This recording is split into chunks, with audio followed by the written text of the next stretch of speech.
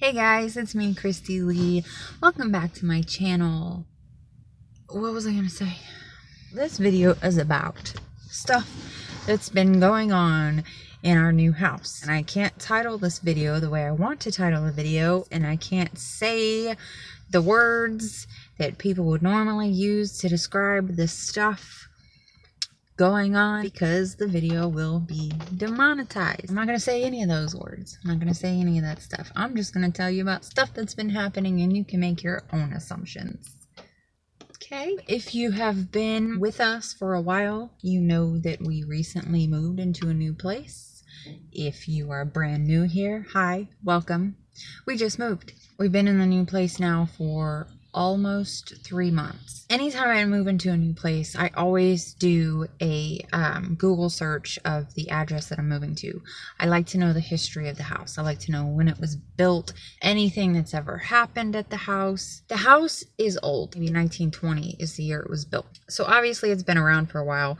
Obviously it's going to have some history. So I did a little Google search to find out if there were any major events that happened at this address. Well, I found out that there was an incident that happened. It was either a year or 2 years prior to us moving in, which involved a older gentleman. There was a domestic situation going on in which the police officers, deputies had been called out to the house on several occasions. This one time was worse than the others. The man was intoxicated. When the police officers were called out, they ended up having to use their weapons. He perished in our driveway where we park every day. I knew that going in, but I don't know that I really believe in the paranormal. I'd like to believe that there's other stuff going on, but I don't think I actually do. So that story, knowing that history, though it saddened me, didn't bother me. Like I said, we've been in this house for about 2.5 months. And in the 2.5 months that we've been here, there are a number of things that have happened that make me question whether there is a parallel plane in my house, if you know what I'm saying. So the first thing that pops right into my mind, Eric and I were both, Eric is my fiance if you're new here, we're both on the back porch and his son was also out there with us. And we're all talking when I hear a knock on the back door. And I look up at it, and the back door has one of those brass knocker things on it. This house has been repainted so many times without them first stripping away the old layers of paint, that a lot of the things in the house are just so thick with paint. Like some switches can't be turned on or off. Some light sockets have been completely painted over. One of our drawers we can't get open because it's completely glued with the paint, the layers of paint. The knocker on this back door was like that. It had layers upon layers upon layers of paint over it. So you could, it didn't move around. So we're all sitting there talking about something. I hear this knock. I look up at the door because that's where I heard it come from. It was from this way. Eric's son looks at me. He's like, "You just heard that, right?"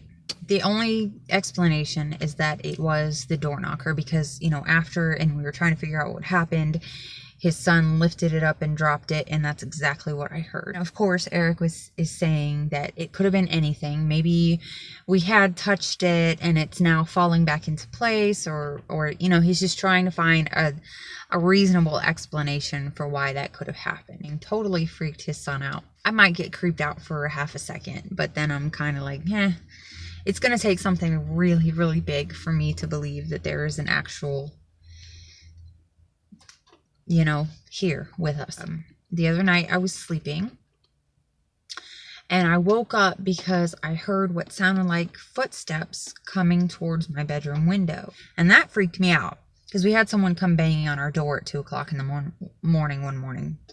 It's just out of nowhere. So I lifted my head up off my pillow and kind of went towards the window, like I was going to look through the blinds and see what the heck was going on. But as I lifted my head, I realized it was coming from the other direction. So I slowly turned and looked towards the other side of the room, which is where the bathroom is. and it sounded like someone was shuffling through papers or something like that. It didn't sound like it was coming from my bathroom. It sounded like it was coming from above my bathroom. So like in my attic area, which if you guys watched the video I just did recently, there was a few clips in there of us looking up into the attic. And I even put on there that we thought we heard something in the attic. We were checking to make sure that nobody is living in our attic, because we have heard stories of strange things happening in people's houses and come to find out that people were living in their attics. So that scares me. That definitely scares me. The thought that someone could be living in the attic and we don't know it, and you don't know what's going to happen. But Eric felt me move, and he asked me what it was, and I told him that I heard something, and he got up and he searched the entire house and all around the outside of the house and didn't find anything. So I went back to sleep. I think it was 2 or 3 nights after that, Eric and I had gone out front to have a cigarette, and we came back inside, and his son walked out into the living room. He was in his bedroom watching TV, walked out into the living room and said, "Were you guys just messing with me?" And we're like, "No, we just came inside from having a cigarette." And he's like, "Are you sure? Because I was sitting in my room watching TV, and my closet doorknob turned, and then my closet door opened." And of course, Eric's first instinct is to be like, "Oh, it's nothing." We went into the room trying to recreate all the possibilities of how it could have happened. Tried to like move the floor and see if that possibly made it come open. We half closed it to where it just latched, you know, to see if it would come open with us doing all those things, and it didn't come open. About a week after that, if you watched the video I was just talking about of us looking up in our attic, you would have seen that there was a little ledge up there. There's a little ledge up there that's big enough for those clear plastic storage containers to sit on, kind of the bigger ones.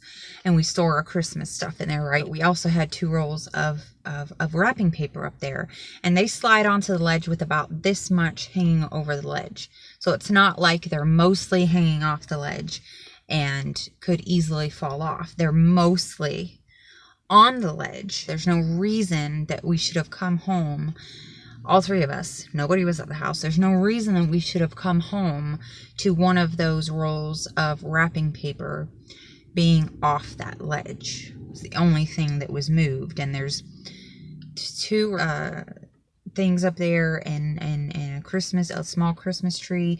There's all kinds of other things up there. It was just one roll of wrapping paper that had fallen.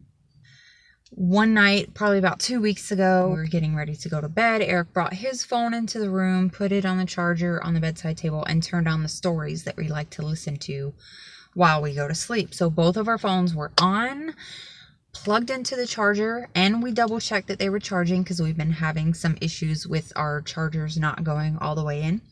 So we made sure that they were charging, because very important. You can't have your phone dying in the middle of the night and not get, it's the only alarm clocks we have, right? So they were both on, charging, and his phone was playing a YouTube stories video. The next morning, we both wake up and realize that we woke up late.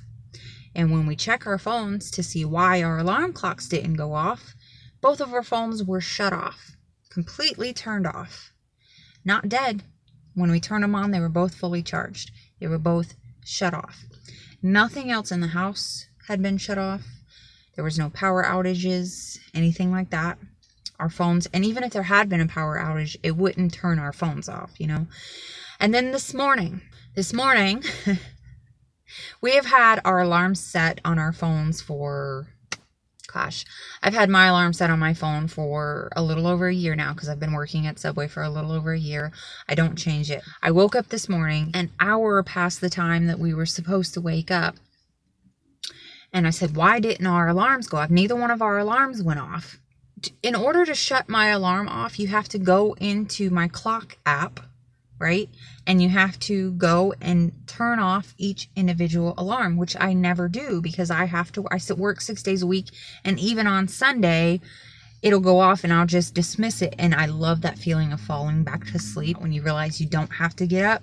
You can actually fall back asleep, and it's an amazing feeling, and you sleep so good. I don't ever turn my alarms off, but when I checked my phone this morning to see why my alarm didn't go off, and I went into the app and I opened up all my alarms. You know, I set alarms for different little things, like to remember to make my car payment and things like that. But I never touched those daily alarms for to go to work. Both of those had been shut off, but not the other ones. Just the one that was supposed to wake me up this morning. So what is that all about? What is all of this about? Slightly creepy enough to make us go, all right, what's going on? Because these all can't just be random coincidence. I don't know. Some of them I just don't feel like you can explain. So what do you think? Maybe you can explain to me how things like this could actually realistically happen and there's nothing to worry about. Or maybe you could tell me that I need to get the F out of this house because there's something going on. Either way, I want to hear what you have to say. Thank you so much for watching and for being here, and I will see you next time. Bye.